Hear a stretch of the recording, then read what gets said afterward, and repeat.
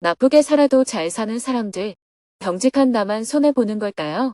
2026년 2월 13일, 둥개스와리 마을 방문, 금요즘 문직설. 안녕하세요. 오늘은 둥개스와리 마을 주민들이 생활하면서 필요한 것이나 어려운 점은 없는지 알아보기 위해 마을을 답사하고 금요 증문직설 생방송을 했습니다. 스님은 새벽에 수행과 명상을 하고 원고를 교정한 후 아침 공양을 했습니다. 어제 마을 지도자들과의 대화에서 약속한 대로 오늘은 하루 종일 마을을 방문하기로 했습니다. 오후 4시에 증문직설 방송이 예정되어 있어 오후 3시 30분까지는 마을 방문을 마쳐야 했기 때문에 오전 7시에 마을로 출발했습니다. 오전에는 전정각산 너머에 있는 마을을 모두 가보기로 했습니다. 7시 30분에 가왈비가에 도착했습니다. 먼저 가왈비가 유치원에 가보았습니다. 아직 이른 시간이라 학생들은 없었지만 마을 지도자가 유치원에서 스님을 기다리고 있었습니다. 지붕의 채광판이 오래되어 햇빛이 잘 들지 않았고 교실 안이 매우 어두웠습니다.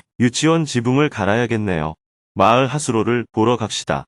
마을 바깥쪽 공터에는 하수로가 제대로 만들어져 있지 않았지만 마을 안 집 앞에는 하수로가 놓여 있는 곳도 있었습니다. 스님이 마을 지도자에게 물었습니다. 마을 사람들에게 시멘트와 벽돌 등 건축 자재를 제공하면 하수로 시설을 만들 수 있겠습니까? 네, 스님. 가능합니다. 스님은 가왈비가를 떠나면서 큰 도로에서 마을로 들어가는 진입로를 보며 말했습니다. 이렇게 경사가 급하면 수레를 끌고 다니기 위험해요. 이 진입로도 보완할 수 있을지 구상해보세요. 8시에 까나올에 도착했습니다. 까나올에는 전정각산 너머에 사는 아이들을 위해 세운 수자타 아카데미 분교가 있습니다. 그런데 어느 날부터인가 이 분교 부지 안에 정부 청사를 신축하고 있다는 소식이 들려왔습니다. 현장에 도착해보니 수자타 아카데미 분교 마당에 정부 청사를 짓고 있었습니다. 스님이 물었습니다. 학교와 청사 사이에 벽을 만들어준대요. 학교 마당이 정부 청사 마당이 되겠어요. 스님은 조례를 하고 있는 학생들에게 다가갔습니다. 나마스테. 잘 지냈어요? 나마스테, 스님. 공부하는데 필요한 것은 없어요? 아이들은 빙그레 웃기만 했습니다. 그래요. 공부 열심히 하세요. 스님은 학교 건물을 바라보며 말했습니다. 마을 사람들이 공동 공간이 필요하다는 이야기를 많이 했습니다. 분교를 정리하고 정부 학교와 통합하게 되면 이 건물을 마을 회관으로 쓰는 것도 한 방법이겠네요. 스님은 학교 밖으로 나와 주변을 유심히 살폈습니다. 담장 뒤에 공터가 있었지만 접근성이 좋지 않아 마을 회관을 짓기에는 적합하지 않아 보였습니다. 학교 앞에는 작은 힌두 절이 있고 그 옆으로 공터가 있었습니다. 스님이 그곳을 보며 말했습니다. 마을 회관 부지로 저곳이 좋겠어요. 스님은 공터 가까이로 가서 살펴보았습니다. 마을 사람들도 그곳이 좋겠다며 동의했습니다. 마을 사람들이 다 동의하면 이곳에 마을 회관을 지어주세요. 물론 마을 사람들이 함께 힘을 모아 지어야 합니다. 이어서 마을 안으로 들어가 하수로를 살펴보았습니다. 어제 마을 지도자와의 대화에서 들었듯이 까나홀은 다른 마을에 비해 골목길이 무척 좁았습니다. 다만 이번에 와서 보니 정부에서 일부 길을 넓혀놓은 곳이 있었습니다. 마을을 다 둘러보고 난 후 스님은 까나홀 마을 지도자에게 말했습니다. 마을 사람들이 각자 자기 집 담장을 조금씩만 안쪽으로 옮기면 집 앞 골목을 넓힐 수 있어요. 곧 있으면 밀도 수확해서 옮겨야 할 텐데 전부 손으로 들고 옮기나요? 여러분이야 지금까지 그렇게 살아왔으니 하고 있지만 젊은 사람들은 그렇게 안 해요. 여러분도 점점 나이가 들면 더 이상 손으로 물건을 옮길 수가 없습니다. 그래서 수레가 들어갈 수 있도록 골목길을 넓혀야 합니다. 아마 10년 정도 기다리면 정부에서 해줄 겁니다. 그런데 그렇게 오래 기다리지 않고 우리가 사는 마을을 우리 손으로 가꾸겠다고 하면 JTS에서 자재를 지원하겠습니다. 마을 사람들과 한번 의논해 보세요. 8시 50분 까나홀을 나와 바가히로 가서 유치원과 하수로를 살펴본 후 스리람푸르로 이동했습니다. 9시가 넘어 스리람푸르 유치원에 도착했습니다. 선생님 두 분이 수업을 하고 있었습니다. 이곳도 슬레이트 지붕에 채광판이 낡아 교실이 무척 어두웠습니다. 지붕을 교체하기로 했습니다. 스님이 선생님들에게 물었습니다. 교실을 운영하면서 어려운 점이 있나요? 담장이 너무 낮아서 마을 사람들이 담장에 걸터앉아 의자처럼 사용합니다. 때로는 수업 중인데 담장 위에 마을 사람들이 줄지어 앉아 있기도 합니다. 학교가 끝나고 문을 잠그고 나가도 담장이 낮으니 사람들이 넘어들어와서 소변을 보기도 합니다. 유치원 관리를 위해 담장을 높여주면 좋겠습니다. 또 학교 안에 있는 핸드펌프는 식수로 쓸 수가 없습니다. 아이들이 마실 물이 없어서 학교 뒤에 있는 마을 핸드펌프를 사용하고 있습니다. 네, 알겠습니다. 마을 개발 담당자에게 이 내용을 정리해서 올려주세요.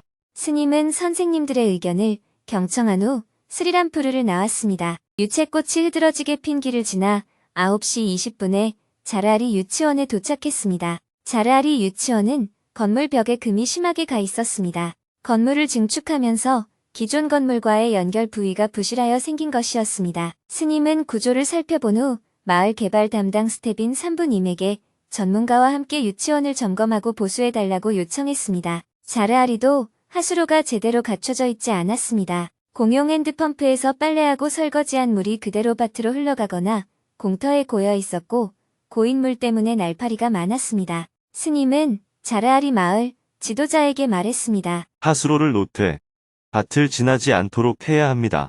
그래도 오수를 농업용수로 써야 한다면 정화 시스템을 만들어서 정화한 후 쓸 수 있도록 해야 합니다. 마을 중앙에 있는 물탱크는 비어 있었습니다. 물 문제가 어느 정도 해결된 줄 알았는데 사람들의 물 사용량이 늘어나면서 물 부족 문제가 아직 남아 있었습니다. 자르아리 마을 지도자가 물 부족 문제를 꺼냈습니다. 여름이 되면 여전히 물이 부족합니다. 정부에서 여름에는 물탱크를 채워주지만 그것도 한 번씩 빠뜨릴 때가 있습니다. 10시에 자르아리를 떠나 산티나가르로 이동했습니다. 산티나가르에는 마을 사람들이 함께 집 없는 두 남매의 집을 지어준 사례가 있습니다. 산티나가르 유치원을 살펴본 후 그 집을 찾아가 보았습니다. 깨끗하게 지어진 집에 남학생이 있었습니다. 학생은 맑은 얼굴로 스님과 JTS에 감사 인사를 했습니다. 스님은 모여든 마을 사람들에게 물었습니다. 여러분들도 저 학생의 집을 지을 때 도왔습니까? 저는 나이도 많고 여자라 힘이 없어서 못 갔는데 아들이 가서 일했어요. 한 달에 한 5번은 가서 일한 것 같아요. 스님은 하수로를 점검한 후 산티나가르를 나왔습니다. 아마르푸르로 가는 길에 집 없는 사람을 만났습니다. 지붕이 없는 흙집에 살고 있었습니다. 집 안에 들어가 보니 벽체와 뼈대만 있을 뿐 사람이 사는 집이라고 보기 어려운 상태였습니다. 왜 집이 이 지경이냐고 물으니 정부 지원금을 급한 곳에 써버려서 지금 살기도 빠듯해 집을 짓지 못하고 있다고 했습니다. 11시에 아마르푸르에 도착했습니다. 핸드펌프 옆에 하수로가 정비되어 있었지만 하수로가 핸드펌프보다 높은 위치에 있어서 물이 빠지지 않고 있었습니다. 스님은 마을 지도자에게 물이 빠지지 않는 이유를 설명하고 마을 주민들이 함께 힘을 모아 하수로를 개선해보자고 제안했습니다. 다음으로 안투비가와 아자드비가를 방문했습니다. 두 마을 모두 물 부족이 심각하다며 핸드펌프를 추가로 설치해줄 것을 요청했습니다. 이어서 소라즈비가를 방문했는데 이곳도 핸드펌프를 추가로 설치해달라고 요청했습니다. 오전 7시부터 5시간 동안 쉬지 않고 10개 마을을 답사했습니다. 12시 10분에 수자타 아카데미로 돌아와 점심 식사를 했습니다. 스님은 동행하는 스태프들에게 말했습니다. 오늘 오후 4시부터 증문즉설 방송이 있어서 답사를 빨리 마무리해야 합니다. 조금 힘들겠지만 30분 만에 점심 식사를 마치고 12시 40분에 출발하겠습니다. 점심 식사를 마치고 곧바로 라훌나가르로 갔습니다. 유치원 담당자 라훌님이 한 가지 제안을 했습니다. 스님, 라훌 나가르의 도로 상태가 매우 좋지 않습니다. 차가 다니기도 어려울 정도인데 문제는 비가 오면 그 길이 진흙길이 되어서 아이들이든 어른이든 걸어 다니다가 미끄러진다는 것입니다. 그 길이 꼭 정비되면 좋겠습니다. 가서 봅시다. 직접 가서 보니 길이 온통 흙투성이인 데다 군데군데 무너져 내려 물이 고여 있었습니다. 우리 수준에서 도로를 수리해봐야 트랙터가 계속 다니기 때문에 금방 망가질 겁니다. 그러니 일단 아이들이 걸어 다닐 수 있도록 인도를 만듭시다. 전기, 도로, 상수도 같은 인프라는 정부에서 해야 할 일이에요. 마을 안으로 들어가 하수로도 살펴보았습니다. 이곳도 흙을 파서 물길만 내어놓은 수준이라 오수가 그대로 공터로 흘러가고 있었습니다. 이대로 두면 우기의 오수가 넘쳐 마을 전체 위생에 문제가 됩니다. 하수로를 살펴보고 떠나려는데 라훌 나가르 마을 지도자가 말했습니다. 스님, 여름이 되면 마을에 물이 부족합니다. JTS에서 만들어준 핸드펌프를 지금은 사용하지 않고 있습니다. 다시 열어주시면 좋겠습니다. 핸드펌프를 한번 봅시다. 스님이 핸드펌프를 살펴보러 가자 마을 사람들이 주변으로 몰려왔습니다. 마을 개발 책임자에 따르면 이 핸드펌프는 물이 잘 나오지만 마을 사람들끼리 다투는 바람에 폐쇄되었다고 합니다. 스님이 마을 사람들에게 물었습니다. 이 핸드펌프가 지금도 필요합니까? 네, 필요합니다. 반대하는 사람은 없습니까? 없습니다. 그러면 공사를 할 수 있도록 자재를 지원할 테니 마을 사람들이 주변 정리를 할 수 있겠습니까? 네, 저희 마을의 일은 언제나 저희가 나서서 했습니다. 재료만 지원해 주시면 얼마든지 할 수 있습니다. 고맙습니다. 알겠습니다. 라훌 나가르를 나와 맘꼬시일, 방갈비가, 드루가푸르, 자그디스푸르를 차례로 방문했습니다. 마을마다 유치원을 살펴보고 마을 지도자들과 하수로를 점검하며 마을에 필요한 것들을 확인했습니다. 가장 요청이 많았던 것은 하수로 시설이었습니다. 스님은 각 마을에서 주민들이 직접 하수로를 정비하겠다고 하면 자재를 지원하겠다고 약속했습니다. 마지막으로 자그디스푸르 학교 주변의 공터를 살펴본 뒤 오후 3시에 수자타 아카데미로 돌아왔습니다. 수자타 아카데미에 도착해 답사 내용을 정리하는 회의를 했습니다. 하루 종일 답사를 함께한 마을 개발 담당 산부님, 학교 담당 아자이님, 유치원 담당 라훌님과 한국인 스태프들이 참석했습니다. 스님은 오늘 답사에서 확인한 과제를 5가지로 정리했습니다. 첫 번째는 유치원 수리입니다. 슬레이트 지붕의 채광판을 교체해야 하는 곳들이 있었습니다. 자르아리 유치원은 건물에 금이 가고 있어 점검이 필요합니다. 두 번째는 마을마다 하수로를 놓는 것입니다. 처음부터 모든 마을에 대규모로 시행하기보다 마을마다 한두 곳을 먼저 시작해보고 주민들이 적극적으로 참여하면 지원을 넓혀가는 방식이 좋겠습니다. 기다리면 정부에서 해줄 수도 있지만 정부가 만들어 놓고도 지금 막혀있는 하수로들이 있었습니다. 막힌 곳은 뚫고 수리가 필요한 부분은 수리하되 마을 사람들이 나서서 해보겠다고 하면 자재를 지원하여 직접 할 수 있도록 하겠습니다. 세 번째는 집 없는 사람에게 집을 지어주는 것입니다. 이 일은 동네 사람들 전체가 동의해야 합니다. 신청이 들어오면 여러분이 직접 마을에 가서 동네 사람들이 정말 함께 돕겠다고 하는지 확인해야 합니다. 네 번째는 까나홀 마을 회관입니다. 열린 홀 형태로 짓되 사람이 많이 모일 때는 무대로도 사용할 수 있도록 해주세요. 원래 유치원을 처음 만들 때 마을 회관을 겸하려 했으나 관리가 어려워 포기했습니다. 이제 마을에서도 공동 공간이 필요하다고 하니 까나홀부터 시작해봅시다. 다섯 번째는 아이들이 안전하게 다닐 수 있는 인도를 만드는 것입니다. 이것도 마을 사람들이 나와서 함께 할 수 있다면 같이 진행해보겠습니다.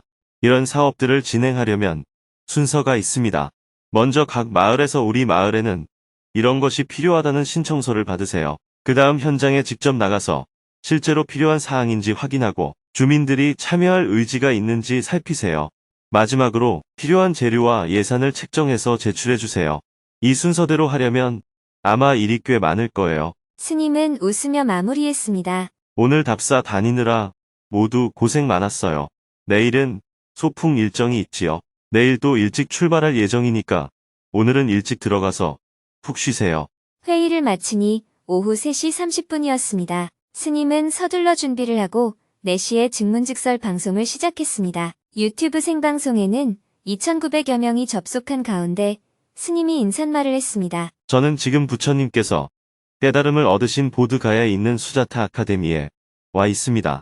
학생들의 교육과 진로 현황을 살펴보고 주변 15개 마을을 돌아보았습니다.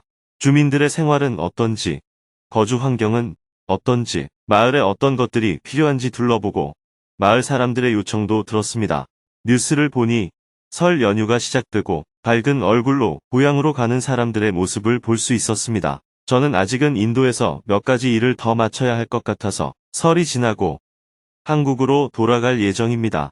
이어서 사전에 질문을 신청한 분들과 대화를 나누었습니다. 1시간 동안 3명이 손들기 버튼을 누르고 스님에게 질문을 했습니다. 그중 한 명은 나쁘게 살면서도 잘 사는 사람들을 보며 정직하게 사는 자신이 손해보는 것 같다는 억울한 마음을 털어놓았습니다. 나쁘게 살아도 잘 사는 사람들. 정직한 내가 손해보는 걸까요?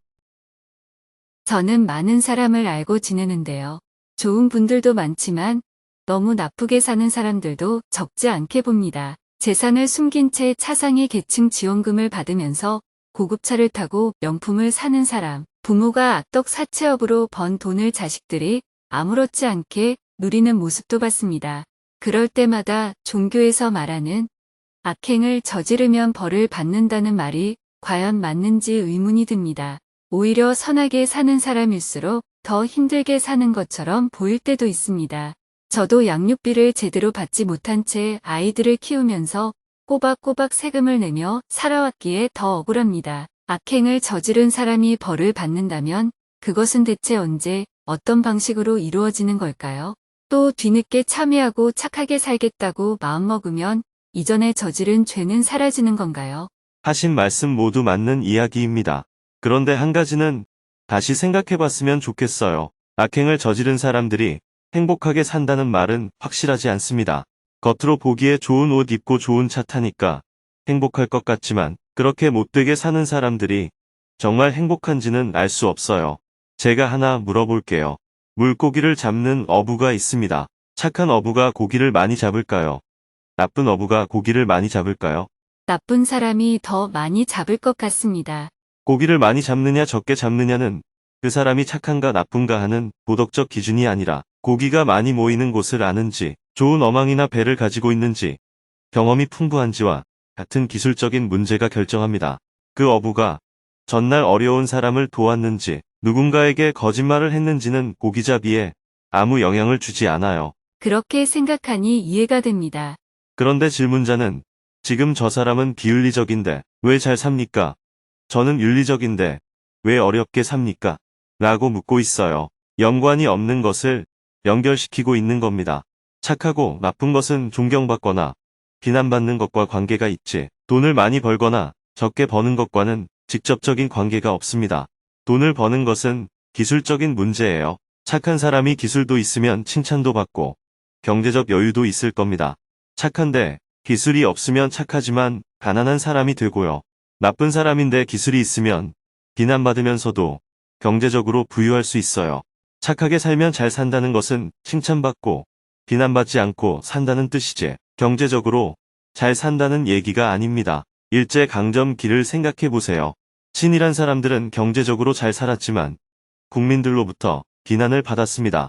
그 자식들은 부모의 경제력 덕분에 좋은 대학에 가고 유학도 갔지만 독립이 된 뒤에는 하루아침에 매국노의 자식이 되었어요. 나쁜 짓을 하는 것은 언제나 이런 위험 부담을 안고 있어서 안정되지 못합니다. 잘 나가다가도 사기친 것이 들통나면 한순간에 무너지죠.